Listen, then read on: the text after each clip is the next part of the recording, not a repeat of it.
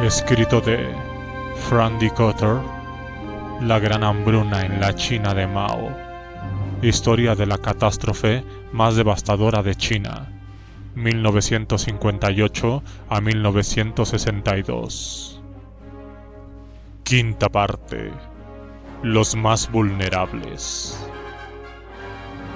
30. Los ancianos. La vida siempre ha sido dura en las zonas rurales de China, y antes de que los comunistas tomaran el poder, la estricta observancia de las nociones tradicionales de piedad familiar solo estaba al alcance de los más ricos. Los proverbios nos permiten imaginar los límites del respeto por los ancianos en la sociedad tradicional. A veces el hombre, con 9 hijos y 23 nietos, tiene que cavarse la tumba él solo.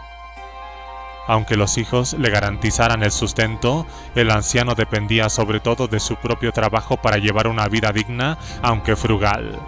Y si bien se atribuía cierto prestigio a la ancianidad, debieron de ser muchos los que sentían que el respeto ajeno declinaba con la vejez en una sociedad que daba una especial importancia a la adquisición de poder. Igual que en el resto del mundo, los ancianos temían la soledad, la pobreza y el abandono. Este era el caso, sobre todo, de los más vulnerables entre ellos, los que carecían de familia.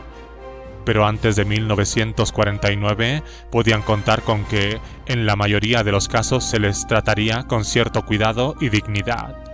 Por sí sola, su edad inspiraba respeto. No obstante, en tiempos de la Revolución Cultural parecía haberse impuesto una escala de valores totalmente distinta. Los jóvenes estudiantes torturaban a sus profesores y los guardias rojos maltrataban a los ancianos. ¿Cuándo se había invertido su universo moral? Aunque el partido estuviera inmerso en una cultura de violencia, nutrida por décadas de guerra ininterrumpida y purgas incesantes, la frontera de verdad tiene que situarse en el gran salto adelante.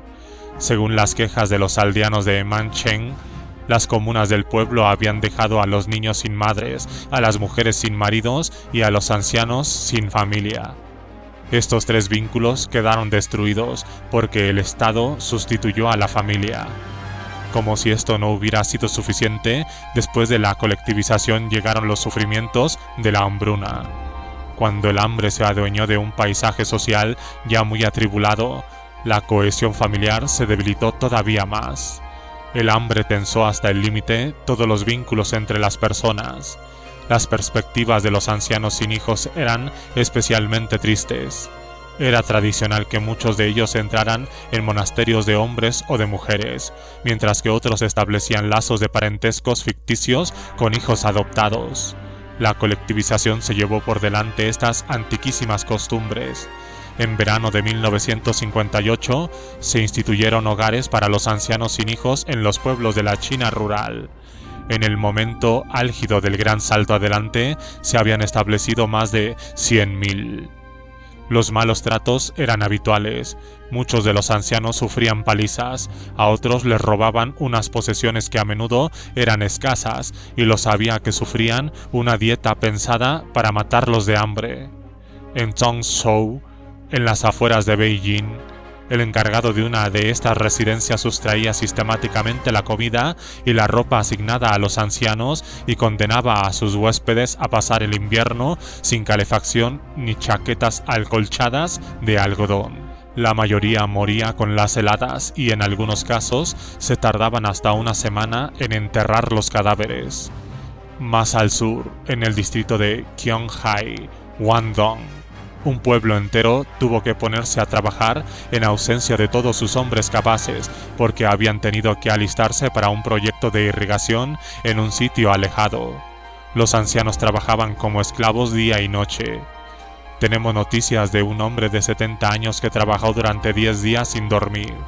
Una 10ª parte de los habitantes del pueblo murió en el invierno de 1958 a 1959, niños en su mayoría, y también ancianos que vivían en las residencias. En el distrito de Chongqing, Sichuan, el director de uno de los establecimientos obligaba a los huéspedes a trabajar durante 9 horas al día y estudiar otras 2 al anochecer. En otro caso, se obligaba a los ancianos a trabajar durante toda la noche, de acuerdo con las demandas de la militarización.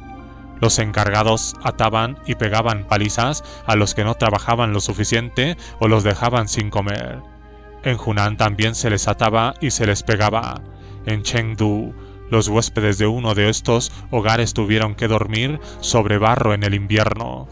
No tenían mantas, ni prendas acolchadas de algodón, ni gorras de algodón, ni zapatos.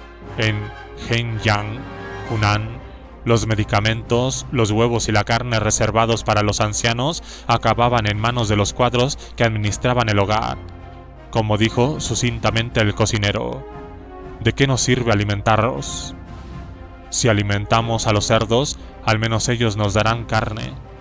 Cuando terminó la hambruna, tan solo 1058 habían logrado sobrevivir en los 7 hogares que aún existían. Muchas de estas residencias se fueron al garete poco después de empezar a funcionar, asediadas por los mismos problemas sistemáticos de financiación y corrupción que tanto había perjudicado a los jardines de infancia.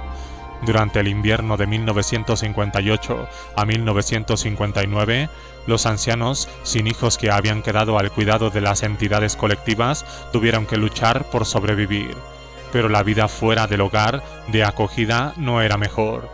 Igual que se trataba a los niños como si fueran adultos, los ancianos también tenían que demostrar su valor para la colectividad, porque las raciones de la cantina se distribuían de acuerdo con los puntos por trabajo.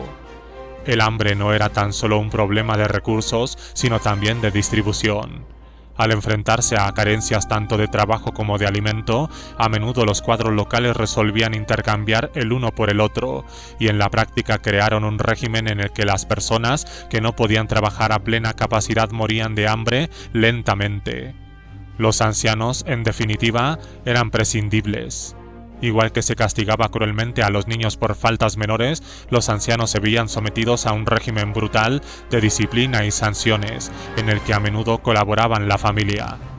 En el distrito de Liuyang, Hunan, un hombre de 78 años se quejó de tener que trabajar en la montaña. Lo arrestaron y ordenaron a su nuera que le pegara. Al negarse, sufrió una paliza que la dejó cubierta de sangre.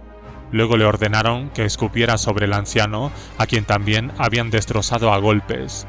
El hombre murió poco después. La situación de los ancianos dentro de la familia dependía de la buena voluntad de los hijos. En los tiempos de la hambruna se produjeron disputas de todo tipo, pero también emergieron nuevos vínculos. Jiang Weihua recordaba que su madre no se había llevado bien con su abuela ciega. El abuelo estaba inválido.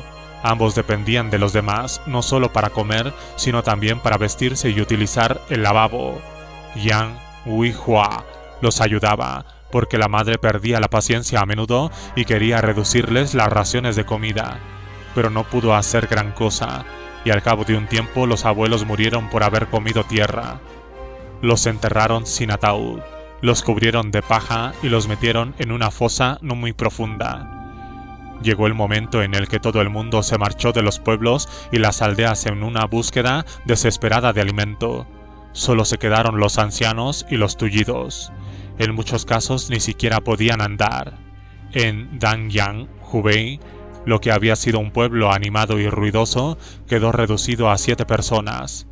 4 ancianos, 2 ciegos y un discapacitado.